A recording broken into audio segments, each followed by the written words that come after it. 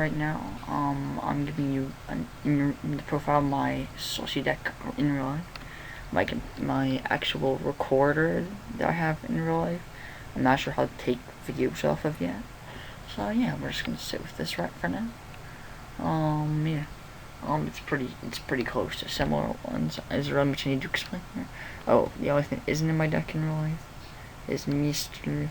Augusto Phoenix. He's not in my in real life version of this deck because I don't have one. So if you're in the 6 feet under games area, hit me up. You probably know who I am. Cause yeah, Jordan. If you don't, yep, you probably none of you are. Well, anyway, let's just get into deck profile. I'm running 2 Duke Frog because Duke Frog's actually a really good card. 2-foot Fault Frog, it's not the best card ever, but it's really good. 2 Friller Ribka. When a face-up fish, fish isn't even relevant, but if Sea Serpent or Aqua type monster you control start for attack, it basically becomes a Necro Gardener. You negate the attack, and the attacking monster loses 500 attack until your next end phase. So yeah, that's pretty good.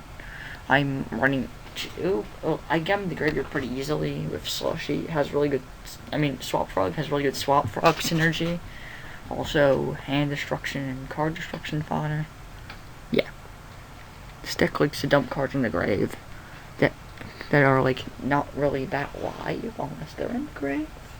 So Friller Ribka is a really good position for that. I need to look up stuff that you banish waters. Banish water. Banish 1 water. When this card resolves, banish 1 water monster from your hand, graveyard, or face up on the field. Then when this face up card on the field is destroyed, special summon that banished monster to your side of the field. We'll look into this card.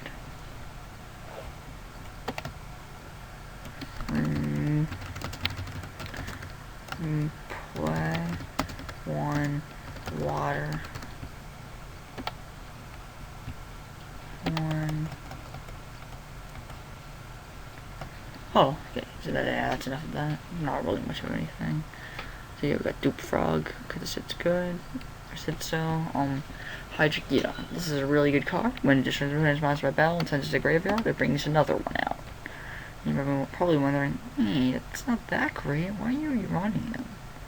Because Hydric Geodon, killing monster, equals double Hydric Geodon, which equals either Bahamut Shark or Dolka or Logia, which have incredible effects. Logia's is that if a monster would be normal, special summoned, or spell trap or trap card be activated, you can attach both Xyz materials, negate the activation or summon. If you do, destroy that card. And Dolka is during your player's turn, when a monster's effect activates, you can detach one Xyz material from this card, negate the activation. If you do, destroy it. And yeah, it works as a water, so you can bring out Bahamut Shark, which you guys should all know what Bahamut Shark does. It's not a bad card. If you have 2 of them on board with Lemuria, you can make a rank 6, which I don't have any of. But that's just worth keeping in mind for the future. I've heard someone asking to put, like, if I'd ever run the Water Dragon guy, where you need 2 Hydric Geodon and 1 Oxygeddon. I might. I'll look into that. There's not really much room in this. I'll probably have to build a completely new deck around that idea. Water Dragon Daedalus is pretty standard. Y'all know what it does. I really like it because, unlike Black Rose, it doesn't go to the grave, so you can use it to expect more noise. You'd be like, activate 1, blow it up, next turn activate another one, wipe the field again. Not bad. Not bad at all. Poseidra, you guys all know what Poseidra does. It's pretty much there as a slushy target. Just like Live Dragon Daedalus. You guys all know what Rodent Toad does. Seal, it's pretty standard. Slushy, you all know what Slushy does. Swap Frog, like I said, is more synergy in the deck because you can dump your Friller Rebkas. Another thing that's worth mentioning is when Sea Lancer gets equipped by Dupe Frog. Dupe Frog's sent from the field to the graveyard when it's detached, quote unquote detached from Sea Lancer, so you get his effect to add a frog from your deck to your hand. Is it or graveyard? Oh yeah, or graveyard. That's actually really good. You don't want to grab them.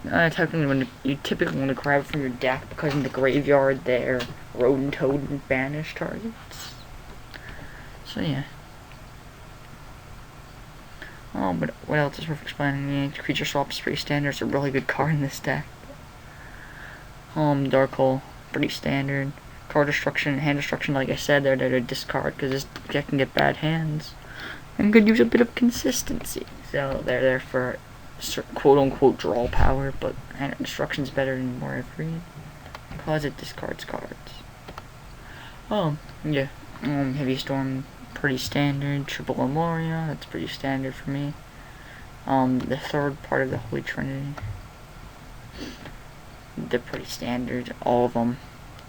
And Missile Space Typhoon, yeah, you can trim it down to 1 if you really want to, just to get the deck down to 40 cards instead of 41. Or you could cut the Mirror Force, but I like the tiny bit of destruction support when you don't have the Friller Rib, because Friller Rib Cribs are sort of like negate attacks. I mean, Threatening Roars. Except they also are waters, which is not the most important thing. Well, yeah, it is a pretty important thing, because it's banish targets for Swap Frog. 2 salvage, that's basically, you get every monster in the deck, aside from Hydrogaton, because they're slightly too strong, and Poseidra, and this guy, it's your hand. So, of all the monsters, you get 17 of the 23 of them back to your hand. Not bad. The rest of it's pretty standard. Negates attacks, do some damage, which can help you win games. Again, you can cut, if you really want to, you can cut Magic Cylinder, but the deck could use a bit of damage stealing support. Just remember, anytime your opponent rams into a Magic Cylinder, that's less life points you need to ram into them with. Nothing that's worth mentioning is Gachi Gentetsu. If he's on board, Hydrogaton becomes 2000 attack, and can poke over the Thunder King Ryos. Here's another Hydrogaton, make annoying things. Also worth mentioning is you can actually make Popple Operative very easily with Lemuria, or even Maestro Symphony Gen, which is basically a slightly better Gachi Gentetsu. Has a similar effect, and if it's destroyed, you can detach 1 Xyz material. It says you gotta face up to Jin monster, but he's Jin, so it works for him. And these other effects, I can detach 1 to change 1 attack mode, so my opponent controls face down defense position. So it's like a Book of Moon sort of effect. I usually just let it sit there and work as a wall for me. If it's 2 Xyz materials, and my opponent has to like ram into a certain amount of time to kill. If you've actually watched me play with this deck, you know how much I like Tyrius and Adreus. I like Adreus slightly more. That's because Adreus can be like, they're really good with Lemuria. Adreus can do something like detach, blow up Lemuria, get rid of your Rodent Graves. You can overlay, make Gachi or Daigusto Phoenix. It's really good.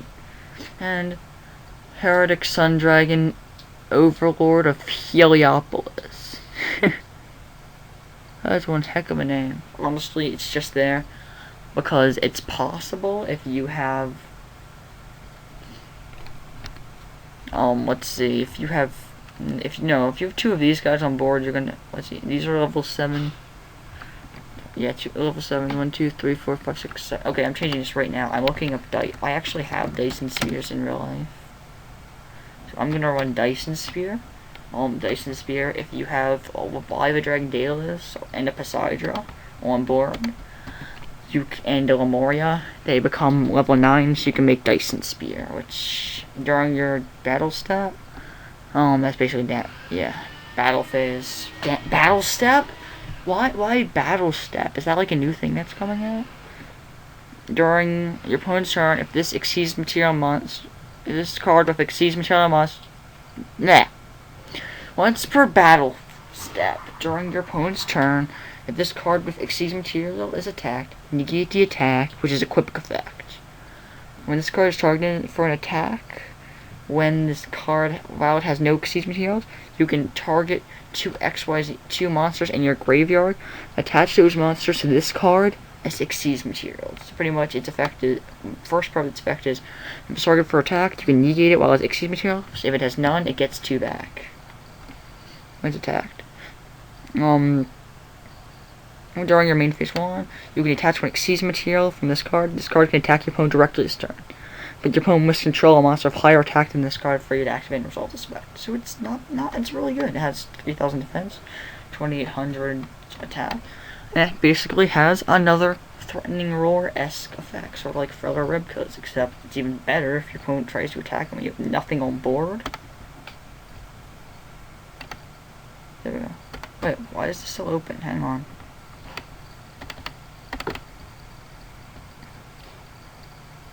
There we go. Yeah. What was I saying before that interrupted me? Oh. Yeah, because it's a Threatening Roar as exceeds materials. If it has none, it gets exceeds materials. Not bad. Not bad at all. Oh yeah, that's gonna be it for this episode. Hopefully I can get a dual video. Well, not just dual video on here, but I mean dual video in real life with this rat there soon. And yeah, this should go up soon.